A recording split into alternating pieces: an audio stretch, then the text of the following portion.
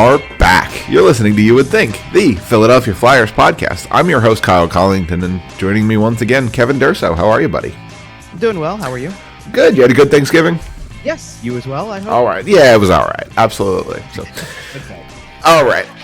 As we get into it here, we had a couple of games this week. Before we do that, make sure to follow us on social media at YWT Podcast. Hit us on our YouTube channel. Subscribe over there. Hit the like button. All that happy jazz. Okay. Right into it. 3 games this week. And, you know, if you're rooting for the Philadelphia Flyers to make the playoffs, if you have drunk the Kool-Aid, then it wasn't really the best week for you. Flyers lose 2 of 3. Right. You lose to the Islanders, you lose to the Rangers, and then you beat the Islanders on Saturday. But start kind of early in the week. That first game in Long Island, on Long Island, because they will correct you. I almost did it in my recap video after Saturday, and I'm like, on. You better fix it. Fix it. I started I hadn't even formed the word in and quickly shifted it to on, so it was kind of like mentally fixed it yourself. It's like I said the word yawn. I went on. Yeah, no. So that's funny. Especially when you're trying to get as many words in 60 seconds as humanly possible to preview or recap a game. Yeah. But anyway, so go ahead. Yes, the first right. Game So we let's say on Long Island. We get into that first game on Long Island, and Carter Hart lets up a questionable goal about a minute in, and then the Islanders play Islanders hockey for a while. Add a couple more in the second period, or add another one in the second period. The Flyers just never really catch back up on that one. They end up losing 3-2. What did you see in that game? Carter Hart didn't look the best, but it wasn't too bad. The first goal was terrible on a bunch of different fronts, not just from Carter Hart, by the way. And listen, I had a lot of and I've seen a lot of this since then, because there's a lot of people who are immediately going to, injured guys came back, now they started losing games, right? And it was obvious who they were referring to, because Carter Hart misses a couple of games with illness, injury, you name it, right? Comes back and is part of the 5-game winning streak that they had. He wins 2 games of his own, so it's not his fault, right? It's not him. And it wasn't like, when Sean Couturier missed games, that him coming back all of a sudden made a negative difference on results. He won a game in overtime last weekend. Don't think he's influencing it, so it's clear you're talking about Mark Stahl. Right. It's pretty clear. And I gave him the benefit of the doubt. It's his first game back since the 4th game of the season. This was game 19. At this point, if we're talking Wednesday. So this was game number 19. Yeah, he's missed some significant time, and he's not the youngest guy. He missed 14 games. Right. Not a small chunk when you look at the season as a whole. No, he missed a month. Well, plus. And when you factor it in, it's an 82-game season. You take 14 games out of that picture, you're below 70 at this point. He won't make 70 games this year. Whether that was by choice or not, that's a whole nother conversation. I don't think he was going to play 70 games anyway, but I don't know about that when you consider who comes in, who comes out. We'll get there. Oh, we will. Lineup decisions are a whole nother conversation. So he's back in, but really, the play was also Zamula as much as it was anything else. By the end of that game, to be honest with you, and I'm not trying to jump one game to the next, but I was surprised that Zamula even played Friday, let alone that's fair, being out of the lineup on Saturday. Because it sure pointed that direction. First of all, I think that everybody thought that Mark Stahl coming back into the lineup whenever it was going to happen was going to be for Zamula. That's what I told you on Sunday. Yep. Did the show right after the Sunday game, and it was like, well, Mark Stahl could have possibly played this weekend. He didn't. So, because he didn't and they hadn't activated him yet, the thought was, if we're going by this performance merit system, it's Zamula. Because Belpedio's been more consistent. Yes, absolutely. It was Belpedio who came out. Yep. And I certainly didn't have it on the bingo card of the 23-24 season that people would actually be asking for Louis Belpedio to stay in a lineup, but here we are. He has earned it. He has earned every second of it. And it wouldn't have mattered by the weekends, the end of the weekend anyway. No, absolutely not. We'll also get into that. But nonetheless, it's the first, I think it was the first shift, too. The first shift that Stahl had with Zamula. They both make mistakes on the play in the corner. One turns the puck over. The other one doesn't seal off, doesn't take away the offensive player there. It doesn't take Anders Lee out of the picture. Anders Lee gets to go behind the net, gets to try to tuck it around to the short side, and stuffs it because Carter Hart didn't have the post sealed. Yep. That's how it goes. Simple as that. The bigger issue, and this actually ties into Friday's game as much as this game because they're very similar in terms of start. You're talking about this was a goal that was given up. What did we say? It was about a minute 45 in. I think. Yeah. Something like that. Slightly under 2 minutes. Right. So, and that's a theme that'll be a theme to Friday's game as well, obviously. But, certainly. As soon as that happens, something that hadn't happened the entire time. We had just had the show on Sunday, 5-game winning streak. It's, we were actually we're sitting here going, what do we make of this 5-game winning streak kind of material, right? Yeah. And the one thing that hadn't happened over the previous 5 games was they were never losing in a game. They never trailed the entire time from, maybe tie games a couple times, but they never trailed. They would get ahead in some way. They would play from in front. They were one of the most dominant teams in hockey for a stretch there. But the key was there's an argument for that. Sure, but they were playing. The key was they were playing from a spot of control, which makes a difference when you're the team that gets to play from the lead. It matters. And teams have figured out that if you come out and push them in the first 2 minutes and pot a quick goal or two, they're not as good playing from behind. I'm gonna correct you there to a degree, because I'm not saying you're wrong. What I'm correcting you on is that the teams already did that. That's fair. They could have been down against Carolina. They could have been down against Vegas, and they weren't because the goaltending stood up. Right. I was gonna say some nights your goaltending just lets one slip by. And that was and wasn't that the big deal of the Islander game to start with anyway? Carter Hart doesn't bail you out for a mistake. Carter Hart made a mistake of his own because the post isn't sealed. The puck goes in. It's not even 2 minutes into the game. And just like it was almost at the exact same time frame as the San Jose game. Right. Almost the exact same time frame. And as soon as it happens that early, you're in for a different type of game. You're in for a legitimate fight. It's a battle. Absolutely. So, and I'm not trying to say, obviously, when you're playing Carolina and Vegas, you're in for a legitimate fight. It's just the longer that you go not trailing in the game, whether it's tied or you get the first goal, the longer that goes, the more you start to, here's that word we threw around a lot last weekend, the more you start to believe that you're going to come out on the right side because you're involved in the game. Right. What happens, again, I'm not trying to jump too much all over the place, but what happens when you start Friday's game off and it's not just 1 but 2 goals in the first 2 minutes? What happens? You immediately know that you have an uphill battle. And it's not just because of the 2-0 mark on the scoreboard. It's also because look at the Rangers' record. Look at what the Rangers had done. It's like you can't deny that now. Imagine if that would have happened against Vegas, who had the same kind of situation coming in. You play Vegas like that, you're going to go, we're in trouble today. Right. It might already be over because that's 2 mistakes and it's over. And instead you come out, you weather the early storm against Vegas. Owen Tippett scores one before the end of the period, and you control a large portion of that game. Right, and to go the opposite direction in Carolina, they did they weather a storm? Sure they did, but they scored on their first shot of the game, and it was questionable. Fair, very much the same thing that happened in the Islander game in reverse. Owen Tippett scores the first goal of that Carolina game too, but it's a quick shot. It caught the goalie by surprise. It's in the net, and you're not even 2 minutes into the game, and you've got a lead. And then how do you feel when you score again in the last minute of a period and you make it 2-0? The bigger that the lead gets, the more you feel like you can play with confidence and play from that stance of control. As soon as they lost control, and again, I'm not trying to make it seem like the game was over at 1-0. It's not. But no. But when you're pushing and you're trying to push anyway, and you're playing against the goalie like Ilya Sorokin, who we will talk about again later. Yes, sir. When it's not happening for you. Even in this game, he saved 34 of 36. He had a 944 in this game. Still let up 2 goals. It's crazy. And at least in this one, the first period was not great. They still were outshot in the first period of that game. They took it to them pretty much for the rest of the game in terms of possession and shots and all of that. Sure, and a lot of that score effects. That's just going to happen when one team is in the lead and the style that the Islanders naturally play. To their credit, the third period, though, at least, third period, they outshot them 14-4. Oh, yeah. And to the Islanders' credit, block shots in the game were 26-14.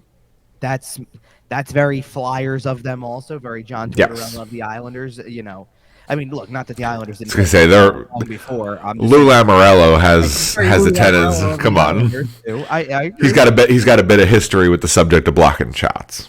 Right, and that's the whole thing, right? Is that especially once they scored the second goal, you're playing through the course of a second period where again you're right there with them.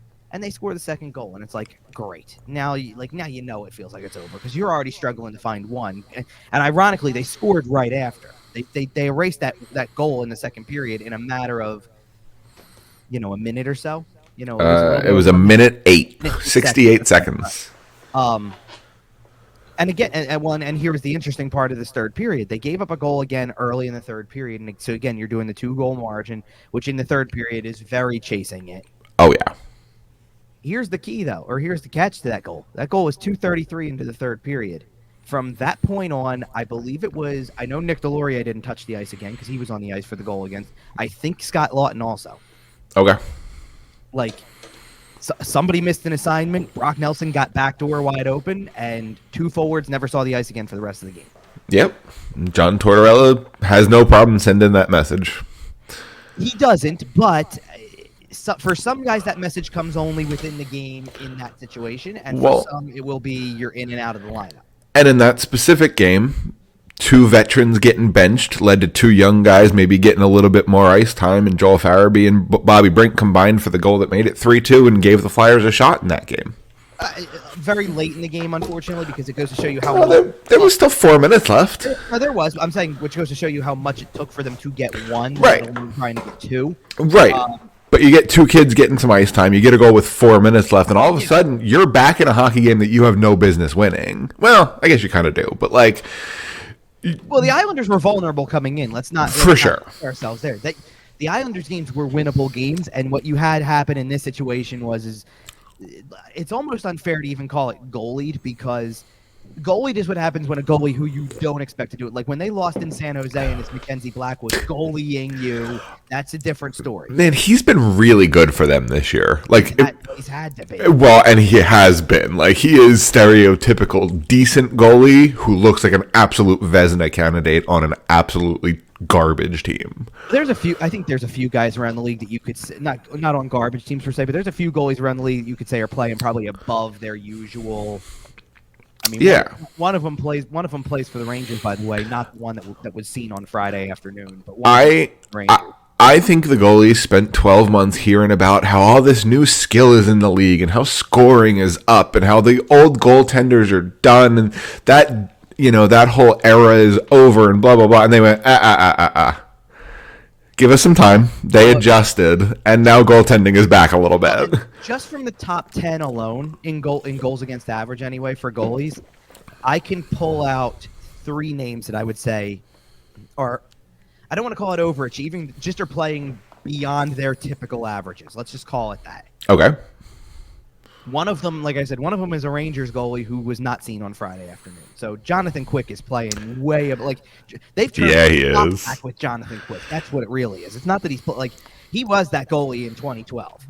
Picked him up on the fantasy waiver wire, by the way. Nice. Yeah. He's playing way above expectation. I would say that this is much more, because again, he's a backup. Let's be real. Just start the guy. Right. He's never going to start 50 games for that team. Guys that are legitimately starting a lot of games and playing above the numbers are Cam Talbot for LA, because he started in majority of their games. He's got a 2.02 goals against. That is way above typical expectation. So what is it? Once every 8 years, Cam Talbot pulls a great season out of his hat? Well, I mean, you can say the same thing about not once every 8 years, but you can say the same thing about Tristan Jarry, and it's every other year he's good.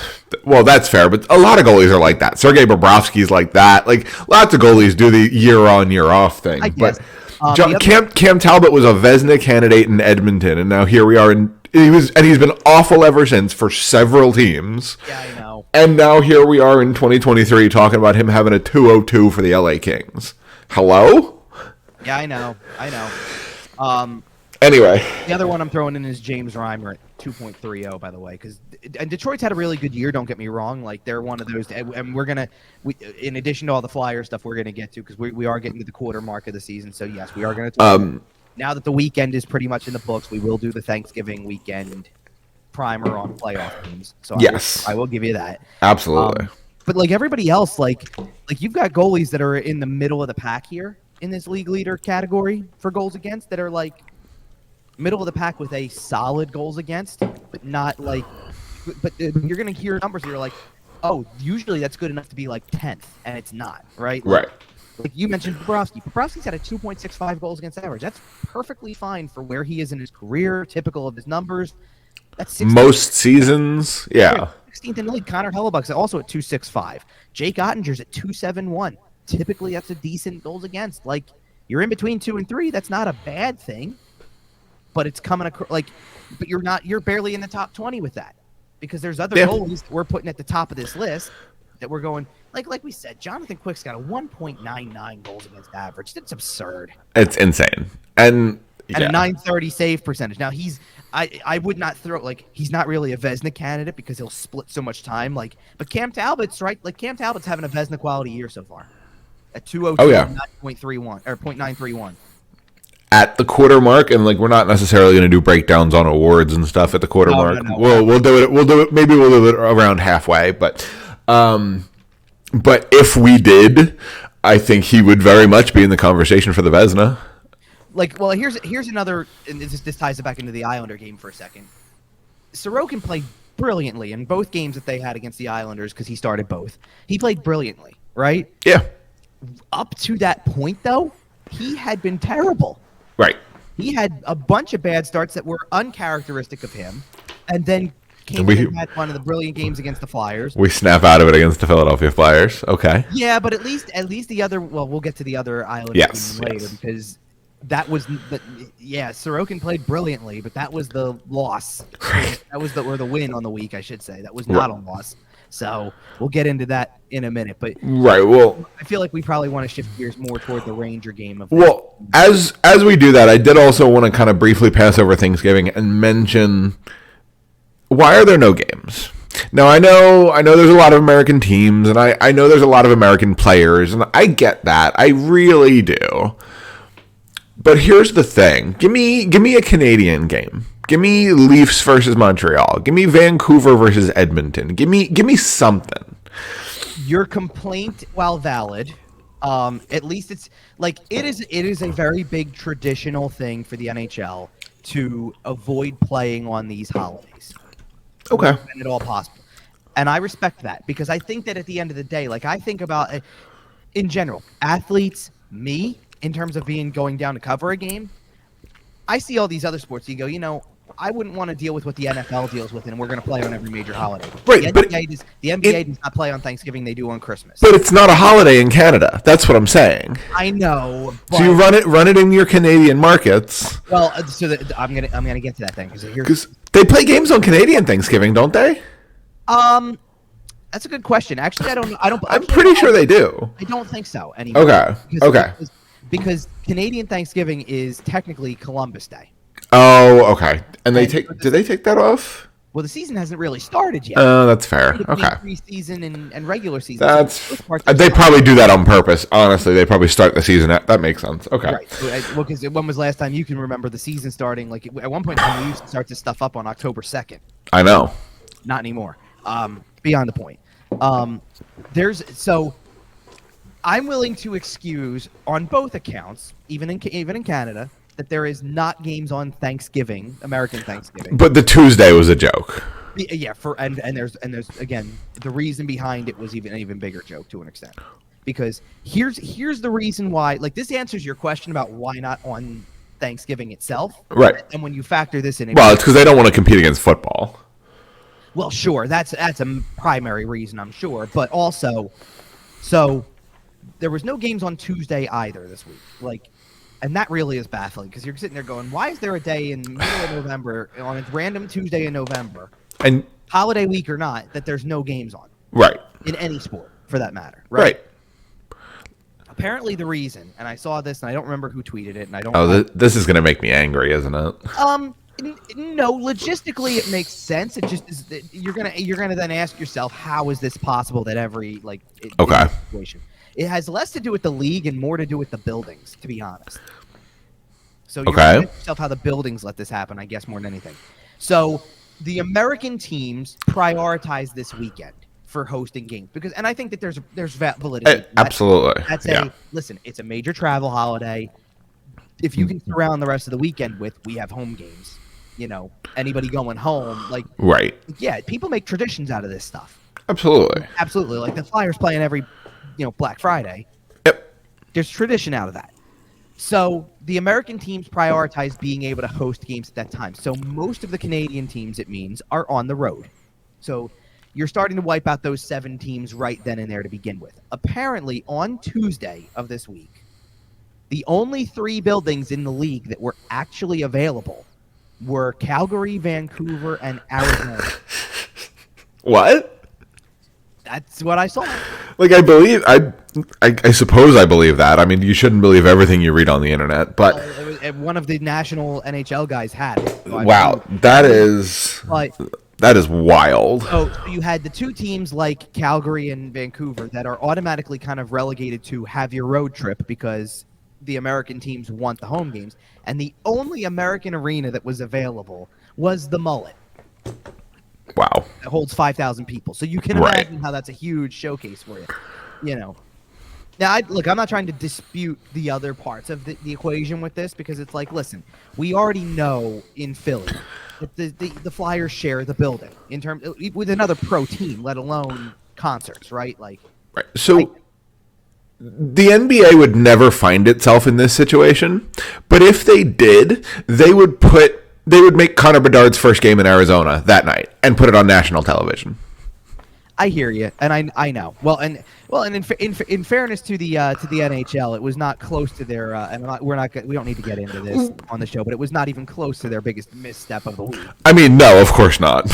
It never is. The schedule stuff is never the NHL's biggest screw up. So all right, so let's play this card right now. Actually, this is kind of sad to begin with because this means that because there were no games on Tuesday. I just said, and apparently every building was unavailable. Right. Only the Flyers and the Kings, if I'm doing my math correctly here, and doing my locations correctly. I'm going to double check the because the Lakers play in crypto, so like right. So the Kings did not have the option of home game. Neither did the Flyers because the Sixers and the Lakers were at home. The other 3 home games in the NBA that night were in Orlando, Atlanta, and Phoenix, of which we know in Phoenix they don't share the building. Right. So that means that every other arena in the league, which would include San Jose, Anaheim, all the rest, you name it, right, had a concert of some kind to not be available. Right. Or something. Or something else. Another show of some variety, an event. I suppose that also some of these buildings could have, in theory, done what the Wells Fargo Center does at times and hosted a college basketball game. Right. To a bigger audience. So in Washington, that could have happened. In Boston, that could have happened. There's a lot of markets where that could have happened.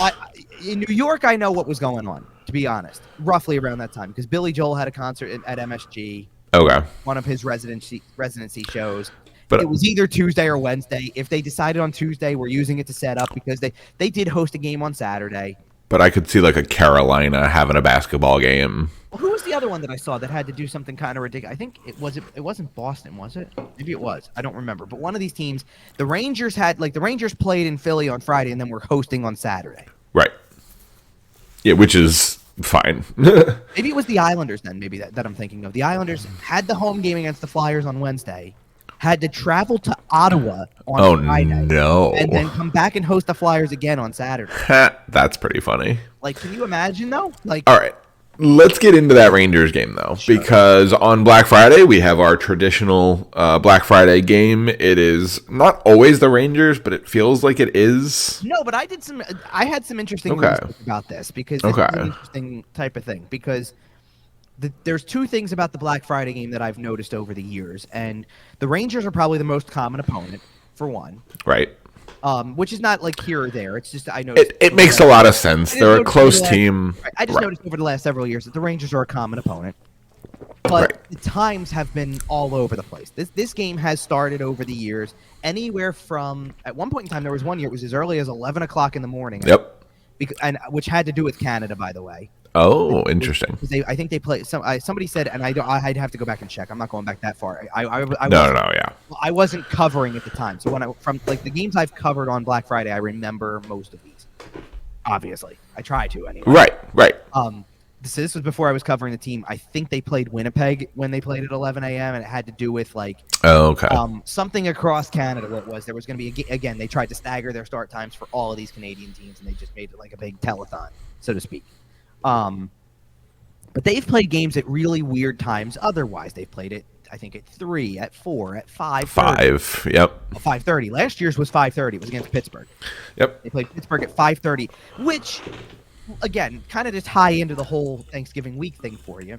There's no game on Thanksgiving, which means that Thanksgiving for people like me who go down and then cover the Black Friday game is nice because you can make your plans however you make your plans. You have a full day off no matter what. Right. But it's a weekend. Like you want to have the weekend. People are around. Some people may be in from out of town, or it's just you're trying to fit everybody into your schedule. You're trying to fit family, friends, etc. So the difference is when you have the Black Friday game, and it's like it was this year, where it's 1 o'clock in the afternoon. 1 o'clock in the afternoon is right in the wheelhouse. You go down, you do the game. I probably show up between 11 and 11:30. The game's at 1. The game ends just before 4 o'clock. You're home by dinner. You go home. You have the evening. Bingo. Yep. Exactly. What happens though when it's 5:30? When it's 5:30, it means you're leaving to go down there midday. It's like 2:30 to leave to get down there. So you're getting down there at about 3:30, hopefully. So again, you're right in between that 2 hours before game time thing. The game takes until for 5:30. Game takes until at least 8 o'clock to play. Post game adds another hour to it, nearly another hour to it. Next thing you know, you're getting home. It's 9:30, 10 o'clock at night. Food is weird. Do you eat before? Do you eat after? Yeah. And even that's beside the point because you make do with whatever the situation is. It's the idea of including other people in your schedule because you may go and see one family on Thanksgiving itself, and then you're trying to fit everybody else into the equation. Sure. And immediately with a 5:30 start, you take that and you wipe it completely out of the picture. Right. You even do it to an extent with 3 o'clock because even 3 o'clock, the game ends. It's between 5:30 and 6. I don't leave until closer to 7. Next thing you know, it's 8 o'clock at night. And let's put it this way, you can't expect people, especially if it's family to an extent, like you can't expect people to be like pushing midnight with stuff. Right, of course. Like if you're getting together with friends, maybe like it's like the night can still be young at 8 o'clock at night. Don't get me wrong, but I don't know. I'm getting a little old for that. And I said can still. Oof. That sounds awful. I'm not gonna lie to you and tell you that I didn't watch Saturday's game at home. I watched out with a few friends and like I plan on being in bed by about 11 o'clock on New Year's. So we can like perfect example for you.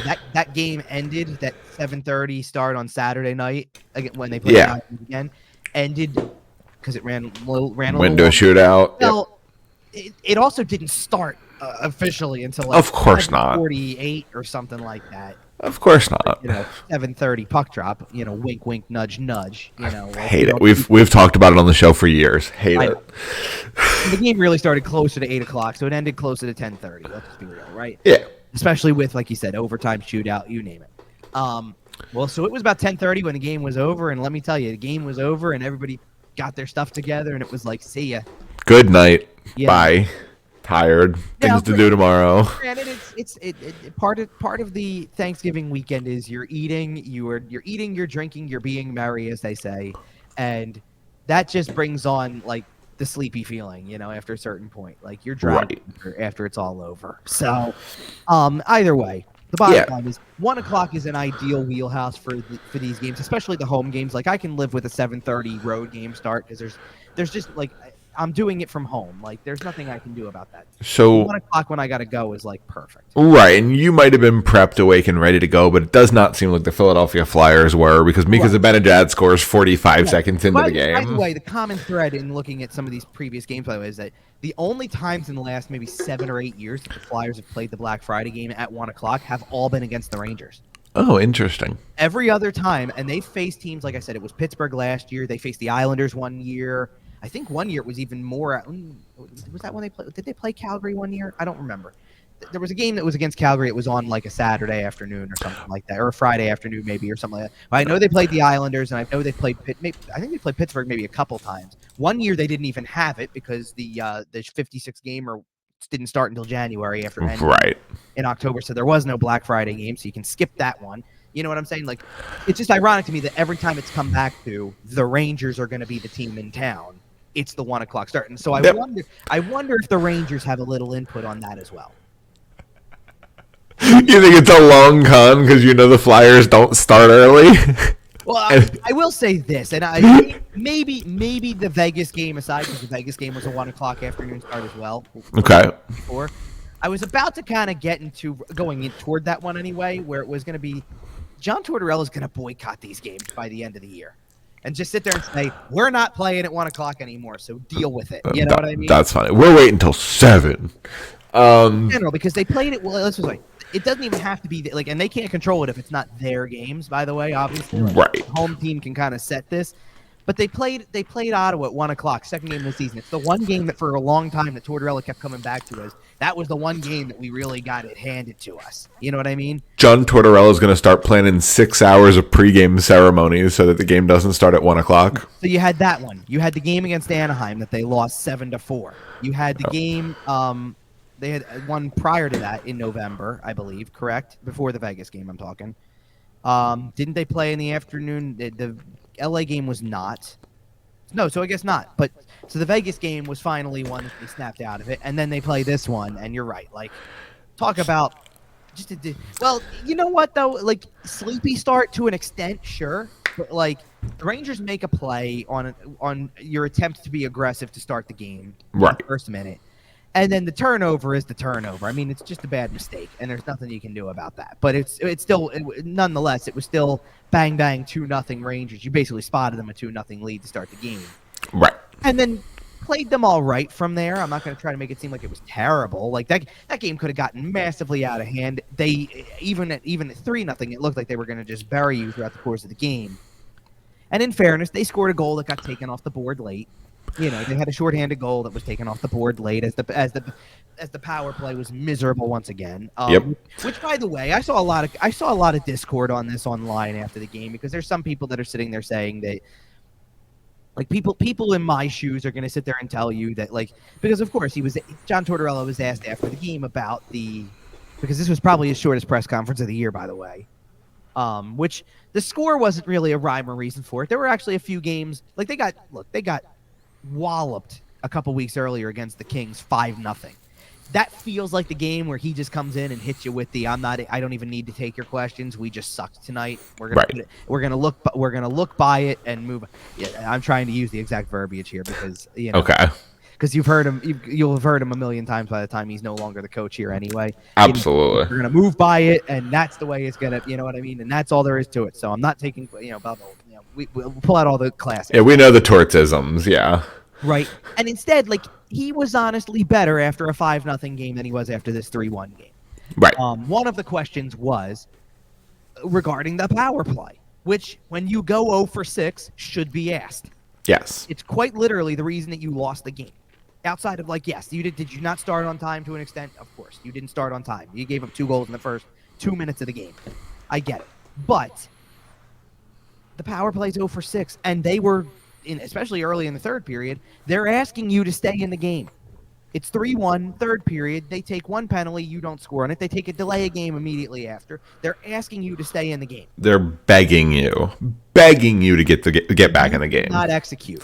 Yep. And so I'm sorry, if the coach and the coach does not have to get, like, Torts does not have to answer the question with extreme detail. He does not have to answer the question even in the most cordial way possible. He can just say, yeah, it sucked, and we need to find answers, and leave it at that. That's at least acknowledging that it's the reason that's costing you games. That's all we're saying. Instead of, I'm not talking about it. I'm not talking about it is not being accountable. And that's what you're all about this year, right? Like, all you've been about is accountability. Well, you're not being accountable to yourself, to the guy who runs the power play, Rocky Thompson, to the players on the power play. You're not being accountable to any of them by saying, I'm not going to talk about it. Right. That's not admirable falling on the sword for it. Like, you could sit there and say, I need to lead this thing better and put everybody, my coaching staff, my players, in a better position. Because we need to put a better plan in place. We need to, whatever it is. You went 0 for 6 on the power play in that game and didn't change one thing. Yep. You absolutely could have. The same units out there, you ran the same style out there, and you don't have like it's apparently obvious that what your goal would be is you run a 1-3-1 on the power play. Your goal is to try to get low to high here, and low to high can be a couple of things. It can be get from the goal line goal line to flank to point and then try to get a shot on goal quick, or it can be just go goal line to bumper straight to the slot. Yep. Right, and get it on goal. And they couldn't do either. Like they couldn't do either thing in that situation, which then leads to basically a constant motion of maybe you get it down below the goal line, but for the most part, it's flank to point to the other flank, back to the point. Let's keep looking. Let's keep doing this. And you know what I see consistently when that happens?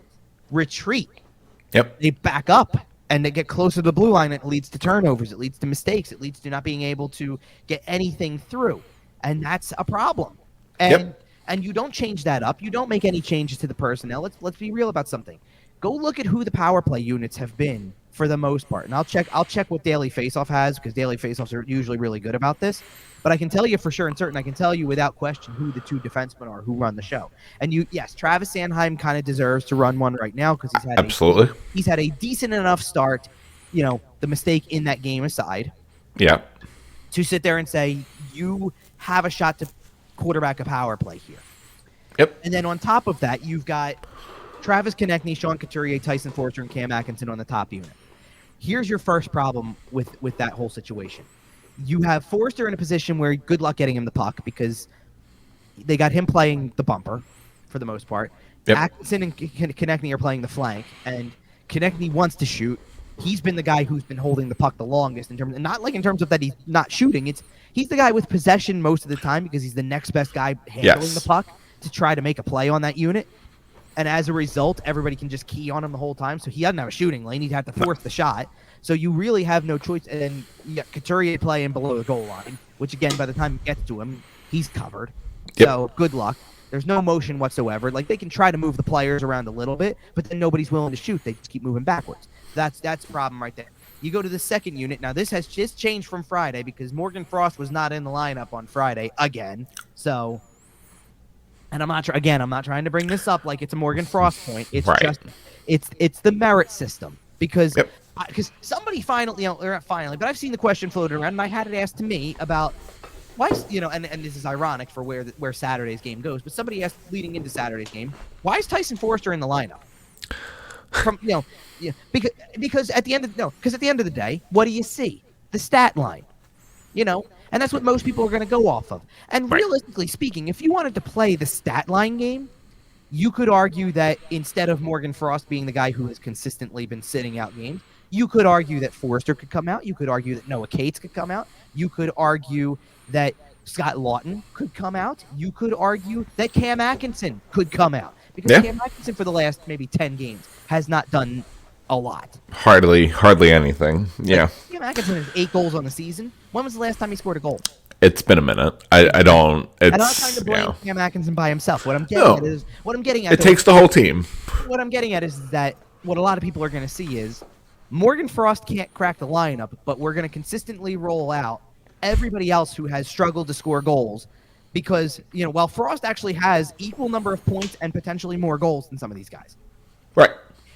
Not to jump over the Ranger game again because we're still on the power play for an extent, but Frost came up in the shootout before the game winner was scored. Right. And actually, ironically enough, comes up in the third round, no goals have been scored in the shootout. He could be the game-winning goal. And in the room with all the other guys I'm watching the game with, I turned around and even said, this would be poetry if he scores here. Just because he's been out of the lineup for so long, it would be poetry if in the shootout, and I understand it's not your traditional goal, but it doesn't matter. Nobody else has scored the whole game. Right. So if he is the only guy who scores to win the shootout, this is poetic justice practically. You put the guy in the lineup finally to sit to sit somebody else. Like here's another example too, and this is really this is what was force feeding the issue. By the way, defensively, the other guy who's running a power play defensively is Sean Walker. And I get Walker's had a decent year. I'm not trying to take away from the conversation we had a week ago. Right. About Sean Walker. But at the end of the day, wouldn't you think that Cam York is the guy who gets that spot? And I'm not saying Cam York has even been that great of an offensive player. He's not. He hasn't shown he can quarterback a power play. But he should theoretically be filling that role. He should theoretically be getting that chance. Yeah. That's the point. And instead, you just go with Sean Walker because you like what Sean Walker's done. Well, right, and because he's got 400 games or whatever it is. Well, exactly. Yeah. But the other part of the equation is and this is a perfect example of it. Okay, before Morgan Frost is in the lineup, do you know what the center lineup was? because it's relatively embarrassing. Sean Couturier is at the top of the list, and I understand that part. Fair. Everybody gets that part, right? Under normal circumstances, who's your second-line center if that's the case? Given everybody else that's on the roster, who would be your second-line center under normal circumstances? Under normal circumstances? Everybody... Meaning everybody on the roster is available. You have a player to your disposal. So in a normal setting, who would you think would be the second-line center? Who's the next best center on the roster? If you're going straight center, by the way, or ability to play. Right. And who's the next best center on the roster?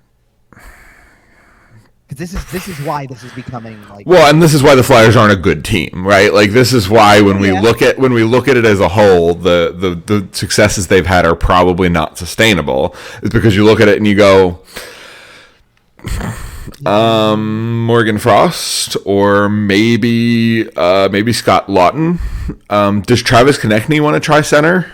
I don't think I hear you. But no, I agree. But that's what I'm saying. You gave the correct answer. Right.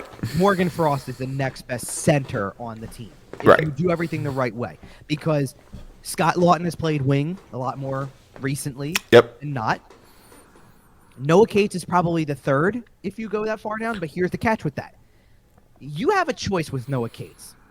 Noah Cates can either play in your bottom six, be a center, and be a defensive specialist.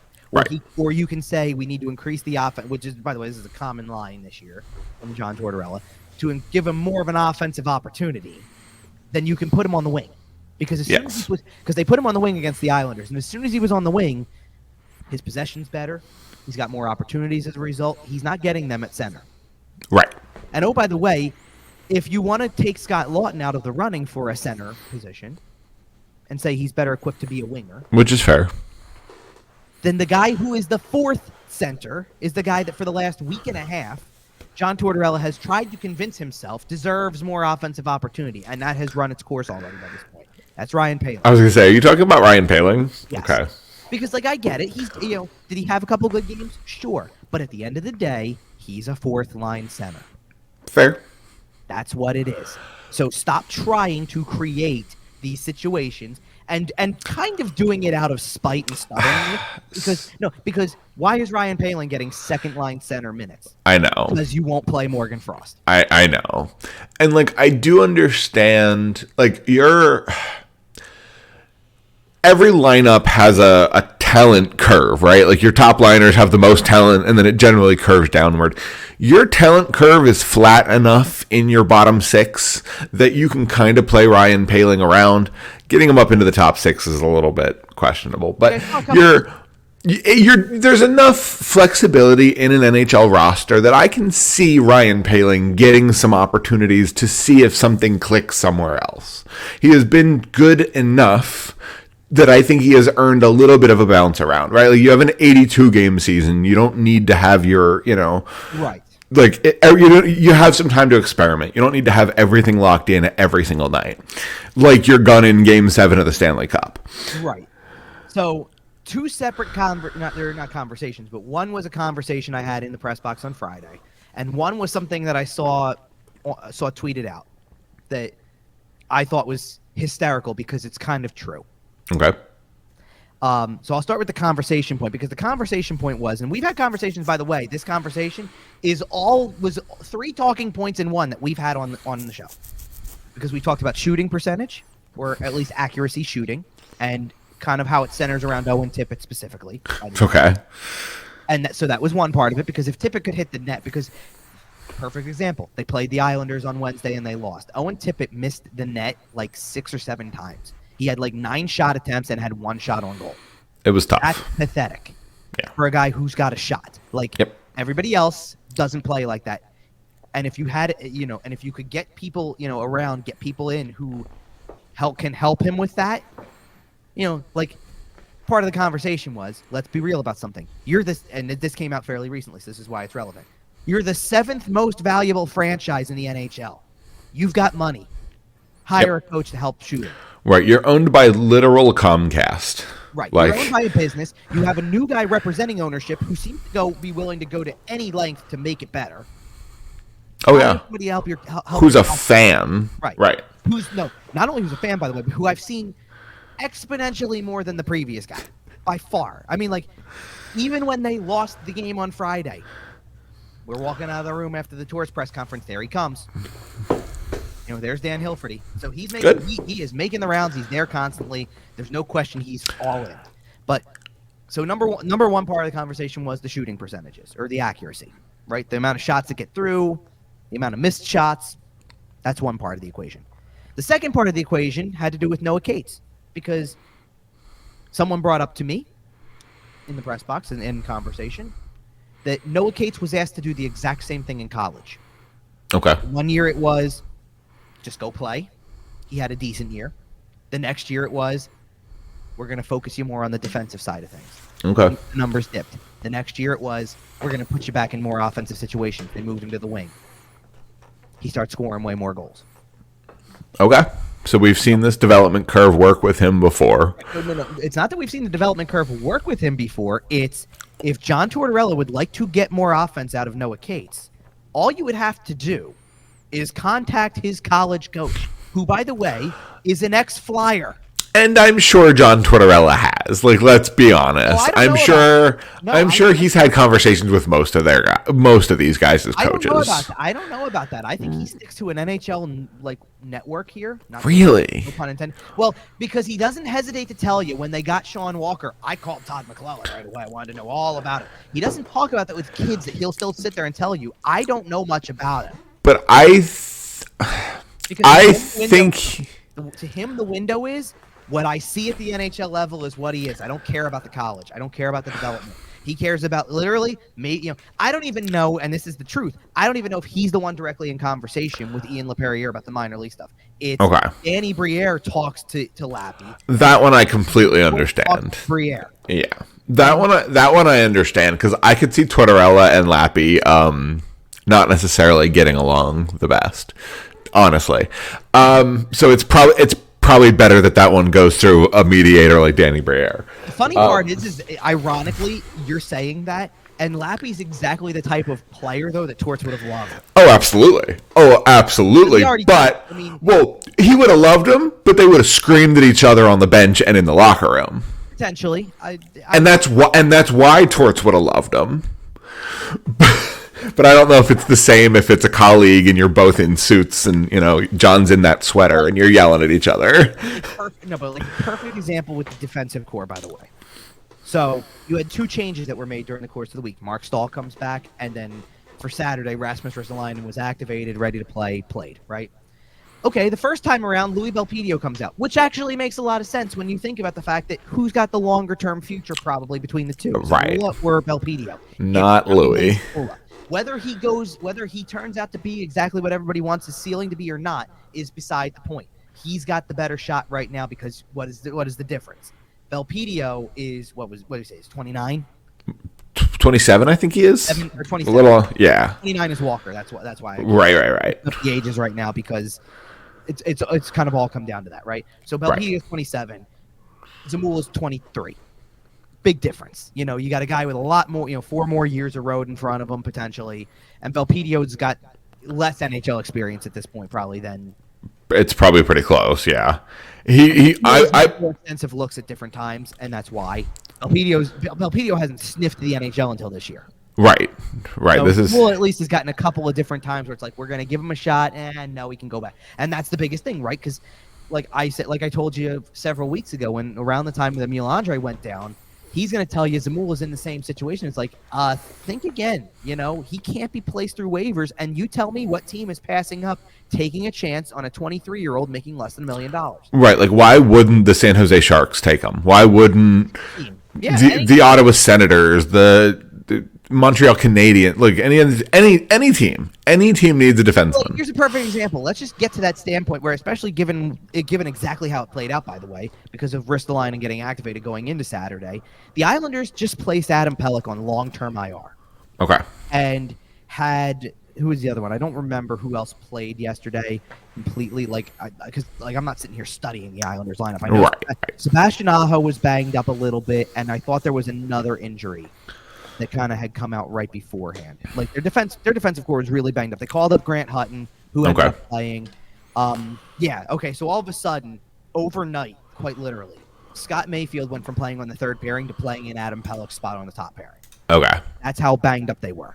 They had two different defensemen who had not played go into the lineup as their third pairing. Pulock was out with the going on LTIR. Aho couldn't play.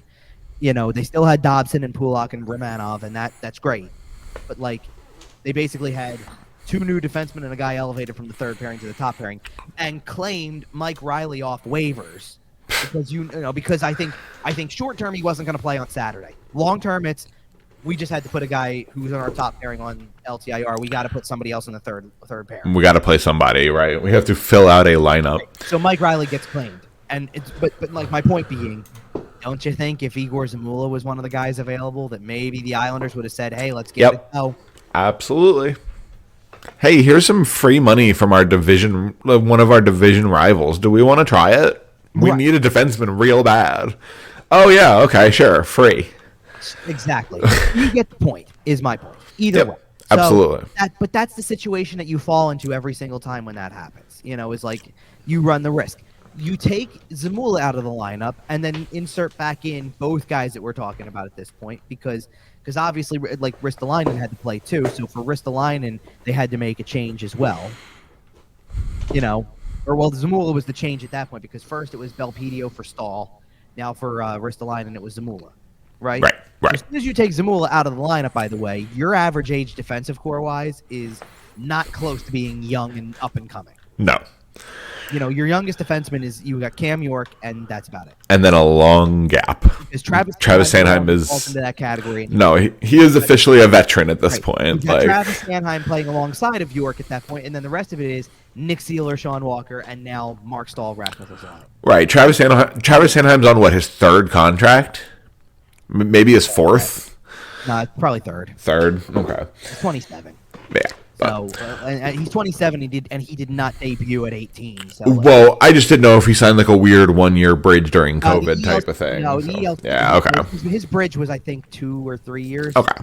And that's what got you to, and then you jump started that you jumped to that contract with the extension, right? Again until now. No, I know. I like I said, I didn't know like that COVID year was weird. I didn't know if there was like a 1-year extension in there somewhere, just because teams were doing weird stuff during the pandemic. So, all right, so let's get into Saturday's game because. Man, if you are a fan of goal scoring, if you are a fan of high action, intensity, lots of drama, lots of shots, lots of goals, incredible this, that, the other, you would not have been a fan of Saturday's game. It was a very long night. It was 0-0 through regulation. It was 0-0 through overtime. Both goalies get credit for a shutout. Eventually, we go to the shootout. Tyson Forrester, as previously discussed here, Tyson Forrester wins it in the 4th round of the shootout after Morgan Frost fails. Because you set it up with all your Morgan Frost, this would be poetic, and then we just completely got derailed. In the 4th round of that shootout, Tyson Forrester did score, and the game did end.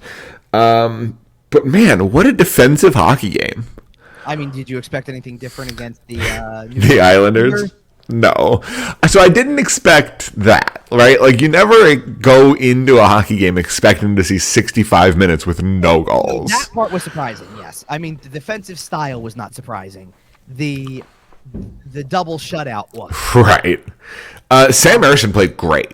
Sam Ersson did play great. And the good news for the Flyers at this point when in regards to him specifically, because Carter Hart didn't play bad against the Rangers, obviously. He didn't play bad in the game against the Islanders the first time around. He didn't play bad.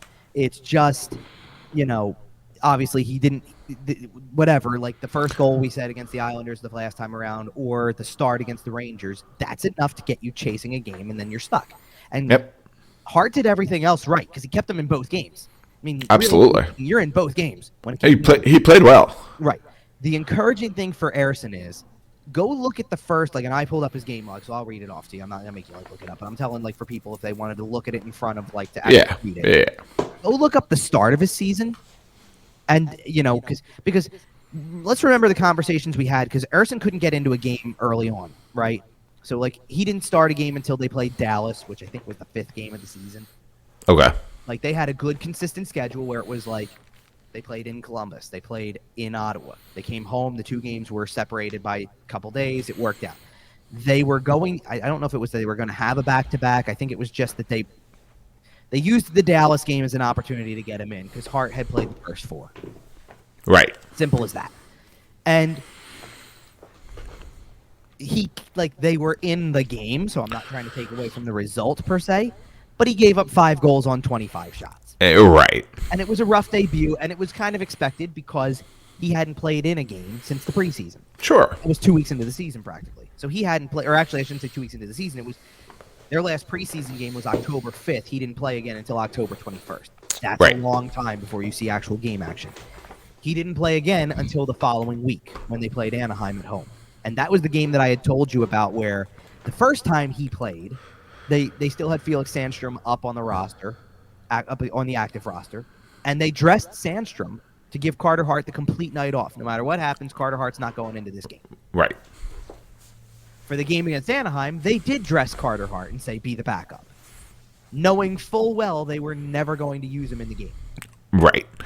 And Sam Ersson then went out there and faced again 25 shots and gave up 7 goals. And got lit up. So through 2 games, his save percentage is just glorious. He's faced 50 shots and given up 12 goals. Yeah, it's not great. That's not a good way to build the kid's confidence. Right. So and he was not happy after, and I had nothing to do with that. So I guess staying in for the whole game, it was just like you could see it all over his face. Like I know I can be better. This is not me. This was unacceptable. Right. It starts with me. All that stuff. The next time that Ersson played after that, his 3rd appearance, because he came in relief when Carter Hart got hurt against Buffalo, and then ironically still had kind of a rough statistic night. He gave up 2 goals in the game because they had lost the game 5-2, I think, against Buffalo. Okay. One of the goals was an empty netter. Hart was in for 2 of the goals, and after the first one he was laboring, let's be real, but after the second one couldn't even stay in the game anymore, came out. Right. So from that point on in the game, Ersson only faced 9 shots. Still gave up 2 more goals. They weren't necessarily his fault. This was picking spots, doing really well. But it didn't help his numbers any. And the Flyers had ultimately tied the game up at some point. Okay. So he took the loss. Right. So he got the decision in that game. Hart did not. Just unfortunate. So, by the way, just to put it into context, because the first 2 games you can do your own math with the 5 goals allowed on 25 and 7 on 25. 2 on 9, because it's not a full game, is still a 778 save percentage. He's it's been miserable, right? Yeah. Yep. He comes out against Buffalo again 2 nights later because he's going to get the start. He was probably going to get the start regardless of if Hart was just mildly banged up or if he was going to miss some time, right? Right. That night, 21 saves on 22 shots. Gets his first win of the season. Looks good. Moment, right? Yep. The next game out was the San Jose game where he only gives up 2 goals, so that's not a huge problem. He only faced 19 shots, so the save percentage isn't going to look great, but it's not terrible. That's not his fault, right? But it's not terrible, and he takes a loss again. Yep. He's had 3 starts since then. 35 saves on 38 shots against Anaheim, they win the game. Yep. 20 saves on 22 shots against Columbus, they win the game. 25 save shutout against the Islanders. He's won 4 of 5, by the way. Pretty good. Now that he is firmly in the backup seat, isn't that exactly what you want your backup to do? Yep. And then he starts a game, he gives you a shot to win. He's not giving up a ton of goals. Even when he gave up 3 goals to Anaheim, by the time he gave up the 3rd goal, they were already up 5-2. Right. So you were comfortably ahead. It was what it was. 2 of the goals were power play goals, by the way. So that's a rough, it's power play. It is what it is. Right. He's played really well since those games. Yeah. And we're not going to go into a full version of this because we kind of did it last week.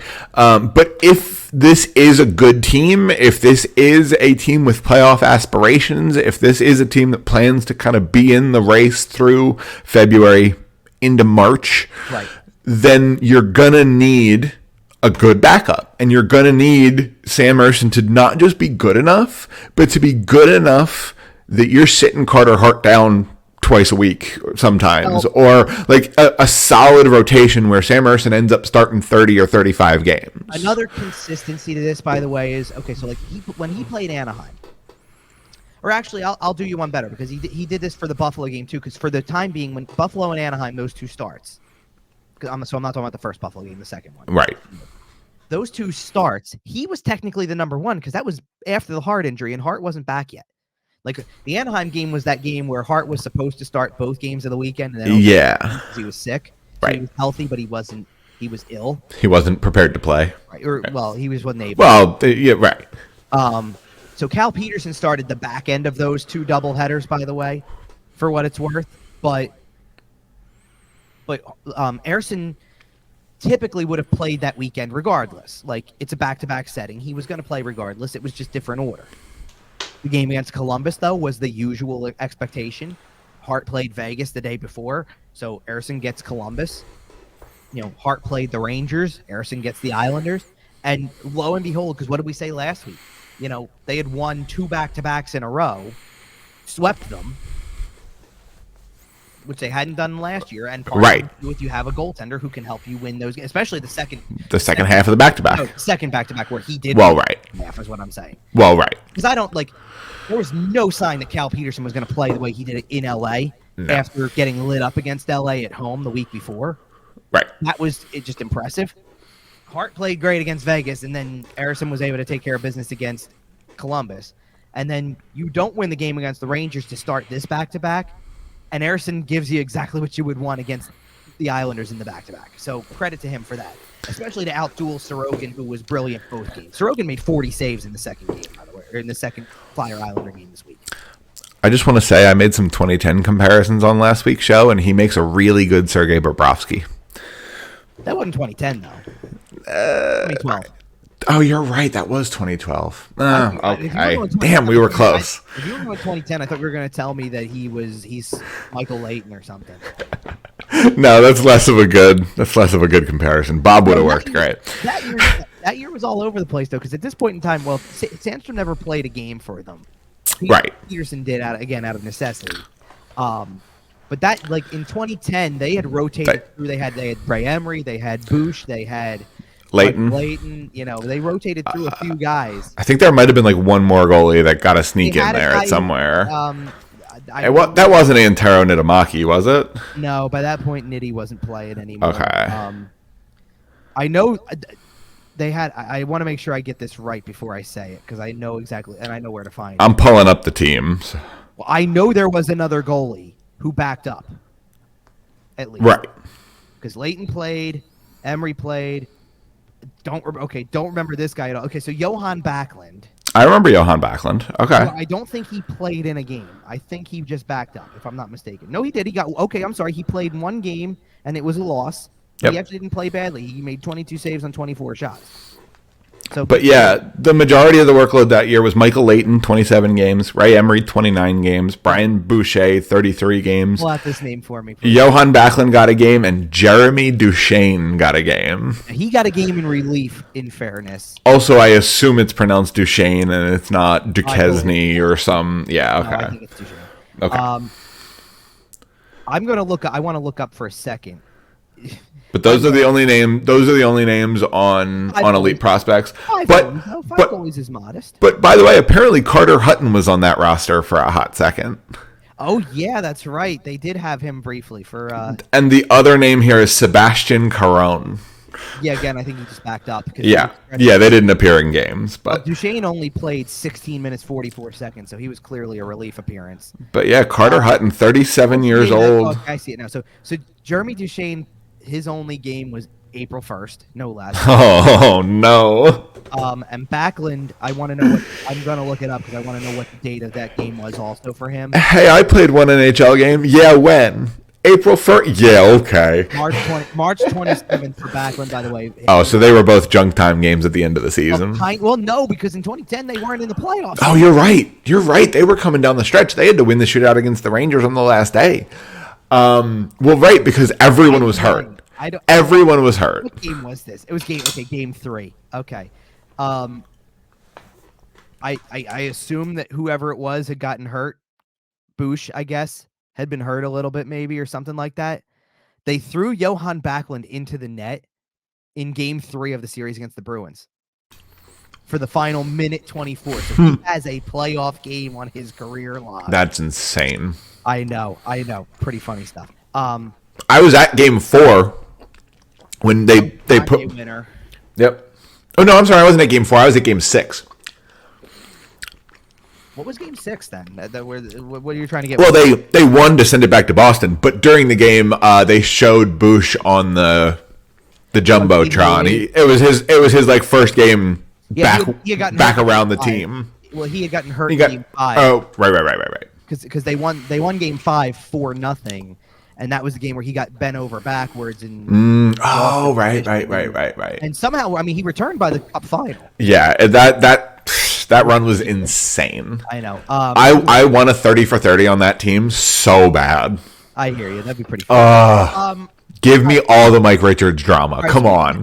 By the way, he closed out the Islander game on that side. Yeah. So the only goal of the shootout was scored by Tyson Forster, ironically, by the way. Yep. Part of this whole conversation. Sean Couturier tried the little backward skating move again, and it turns out Ilya Sorokin's too good for that. I guess so.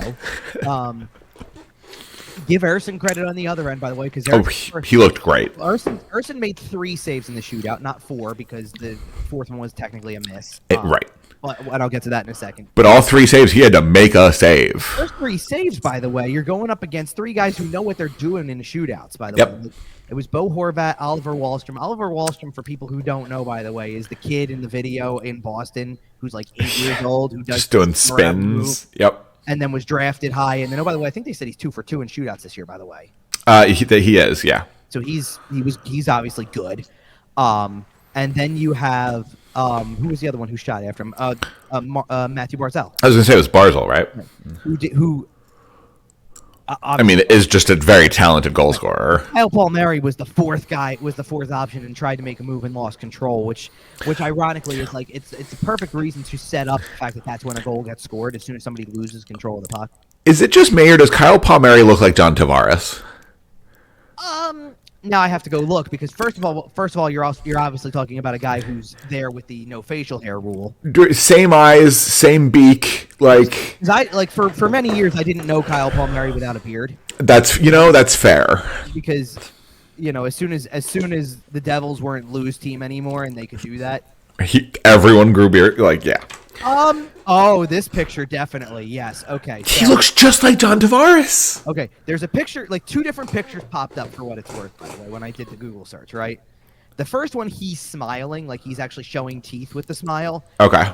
Because of that, I'm like, I don't know, because I don't think I've ever seen John Tavares smile like that. Fair enough. The one right below it is just a straight, like he's just looking at the camera. Just a mug shot? Basically. And that one, it's like, yeah, now I see it. Absolutely. Look it up. You're welcome. This one, hold on. This one, too, there's a picture of him from, this might be a junior picture for all I know, because it's a USA Hockey picture. He's not smiling as big as he was in the other one, so it's kind of like a half smile, still showing a little bit, like showing teeth a little bit, but not like full smile. Right. Little grin. Right, like a kind of a grin. But that one, it's enough of a smile that I'm like, okay, I've seen John Tavares smile the same way. Yes, that checks out. But this other one where he's not smiling, he's just looking at the camera, very much so. They love having one guy who looks exactly like that on the New York Islanders. What can I say? If you look like that, call him up as soon as Kyle Palmieri retires. All right. Before we get out of here, something we have kind of briefly touched on a couple times throughout the show. Yeah, we want to do the standings. The Flyers at the quarter mark here. So I know we talked about it on last week's show about the fact that, the statistics about Thanksgiving and blah, blah, blah, blah, blah. On Thanksgiving itself, the Flyers had actually, through a series of unfortunate events here, slid into fourth place in the Metro, and by extension, it might have been 5th place in the Metro. Yeah, by extension had fallen out of the wild card spot. They are back there now after beating the Islanders on Saturday night. As we sit here on Sunday morning recording, they are in 2nd place in the division. They are back in a playoff spot. Well, it was fortunate for them that, like, all these other teams, that the Hurricanes didn't play, the Capitals didn't play on Saturday, so they win the game they're in. Right, and we're talking about the quarter mark in the season. And actually, beating who they beat influenced it too, because if the Islanders win the game despite the shootout, everybody gets it. Like, yeah, you get still got the loser point. Yep. But the extra point was what put them into 2nd place again. Right. Technically. Now that is a tight Metropolitan Division because between the Flyers and the Devils in 7th place is 4 points. Yeah, it's going to be a bloodbath. And the Metro is always a bloodbath. Now, by the way, the two teams that are directly behind the Flyers, the Capitals and the Hurricanes, have at least 2 fewer games played. Yep. That's the result. And are both heavily generating some momentum. And the Devils, with just the games that they have to make up on the Flyers, because the Flyers are at 21. Right, the Flyers have played a ton of games. Right, so the Devils, by the way, with the 2 games that they have to make up, could technically catch the Flyers themselves also. Right, like the Capitals, by the way, the Capitals are sneaky the best team in hockey right now over the last 2 weeks. Like, they cannot lose. What are they by points percentage? Because they've got to be over a few teams that are. They're 647 in points percentage. They're way up there. Trying to compare. Yeah. I was trying to do ranking, is what I mean. So in the conference, they jumped 13, 12, 11, 10, 9. Yeah, they're third in the conference. I think they're 9th in the league by points percentage. Yeah, and I think they started like 1-4, and now they're 10-5-2, and like they're on a roll right now. They're coming. Look out! And Ovi hasn't even lit up yet. I know, and we all know he's gonna. So, by the way, let's recap a couple things from the weekend as we get into this, because the Rangers are maybe the best team in the conference now. Yeah. Yeah, and it sucks to say, to be honest with you. And I'm not saying that because they beat the Flyers. It's what they did the next day when they beat Boston. Mm-hmm. That maybe solidifies they're the best team in the conference right now. They came in and put a whooping on Boston. Yes. And I'm just saying, they've been outstanding. I mean, 15-3-1 in 19 games is absurd. And it is Flyers fans should understand this part of the equation for the Rangers, because it happens. They had him because he was a coach here.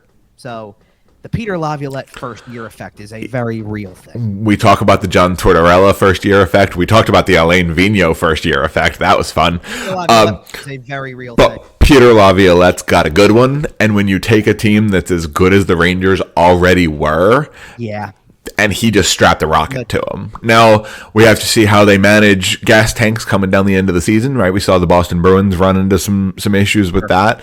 But the difference between last year's Boston Bruins and this year's New York Rangers, there is a clear number one, and he very well might be the best goalie in the world right now. Yeah. And obviously, there's a lot of season left, and we're not awarding the Vezina today. And we talked about Aiden Hill, and some guys, or Cam Talbot, some guys having good seasons. Right. But if you're starting a franchise right now and you can pick one name, are there any names you're picking over Igor Shesterkin? Probably not. I mean, Shesterkin missed time though. To pick a goalie to start your franchise, yes. Well, I just mean if you're starting a team from scratch, right? Yeah, he's probably the best. I mean, he's really good.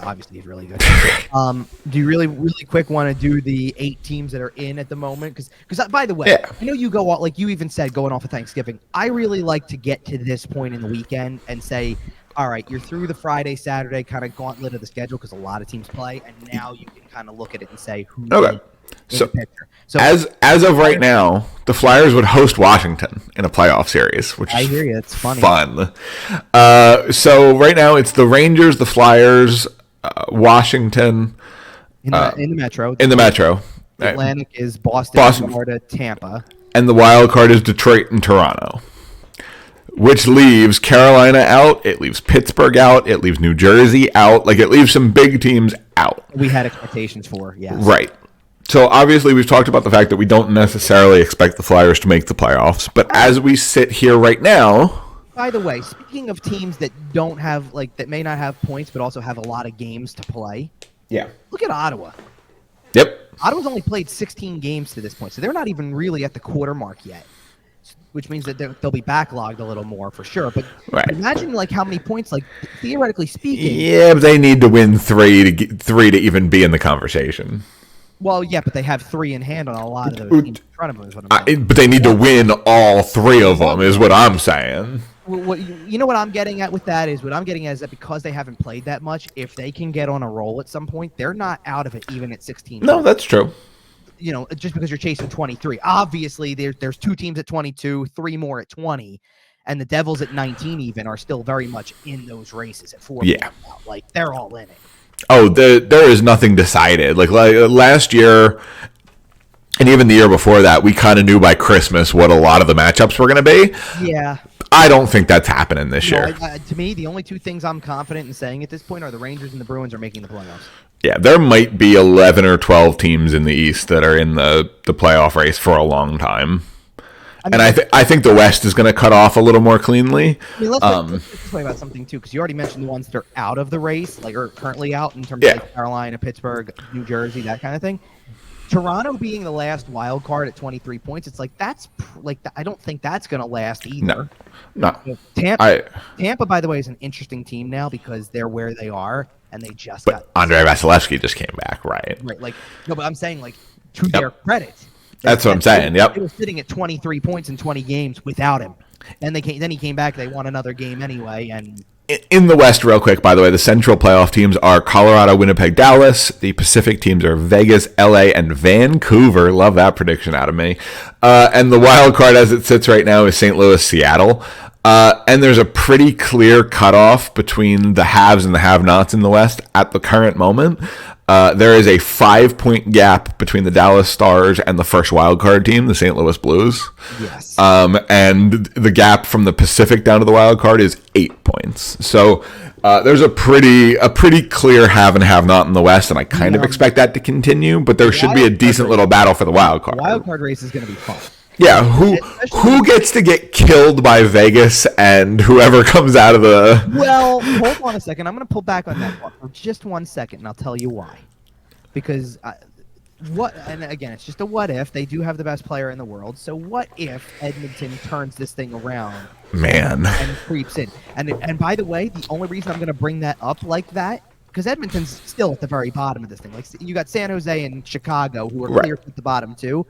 Edmonton's probably better than the record indicates. Like that's a frustrated bunch. We know this. Minnesota's probably I would say is down in that lower class as well. Yeah, they might just be taking a year off here a little bit.